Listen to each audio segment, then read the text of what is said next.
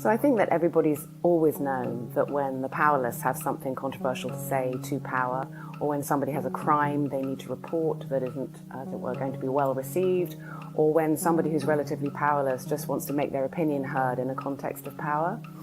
they can sometimes not be believed when they should be. They can receive a level of credibility that's lower than it should be. And one way of thinking about that is that prejudice is always in the air between speakers and hearers, and sometimes it has this very negative and unjust effect of meaning that people are not believed when they should be.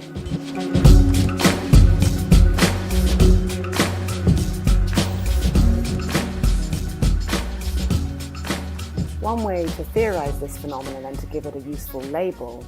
is to think about it specifically in terms of prejudice and credibility, and that it's a kind of credibility deficit that's caused by prejudice. And I've theorized that in terms of the label testimonial injustice. And it's meant to be a label that covers not just testimony in a formal sense, as in a court of law, or if you're a witness to a crime, but testimony as in everyday cases of telling somebody something, offering an opinion, airing a reason, trying out a hypothesis. So any kind of speech act where you're looking to receive a certain level of credibility, but the credibility is reduced because of prejudice. That's what I've called testimonial injustice. One example of people putting this concept to use is that recently I had the privilege of being invited to go and speak in Bogotá at the Memorial for Peace, that is a monument created by the sculptor Doris Salcido, in a series of talks called Sexual Violence and Testimonial Injustice. And I spoke with a victim of sexual violence who has become a campaigner. And she spoke first to recount her story of sexual violence and her story of not being believed and of having her words suppressed and of being subject to threats. And then I joined in with the theoretical aspects, which she told me she had found useful, and the other campaigners told me they'd found useful in shaping their protest, in shaping what they wanted to achieve politically by bringing women's experiences to the fore. So in the 53 years of civil war in Colombia, they say there's been a great deal of sexual violence against women which had not come to the fore. And there are many different explanations and factors in how it's so difficult to report these crimes. Some factors are more structural than others. Some factors are to do with lack of education and the need for consciousness raising to help women actually articulate the experience to powerful bodies like the police. Others are to do with just physical threats, but also there are aspects of prejudice which mean that there's a kind of stigmatization and a habit of victim blaming that they'd encountered, so that when they did try to report crimes, they really weren't believed or not believed in the right way so that their word was taken seriously. So it was very interesting for me to discover that they'd been using this term and had found it useful in their campaigning. So one of the many things I learned from the women there,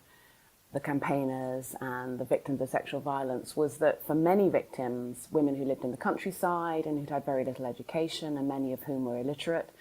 they didn't really have the resources or the support to be able to frame their experiences of these crimes in the kinds of concepts that are required to report them as crimes. So they hadn't been helped to say things like, he raped me, or he was sexually violent. They might say things like, he hurt me, or he was rough with me. And so part of the work of the campaigners is to enable women to actually communicate their experiences and make sense of their experiences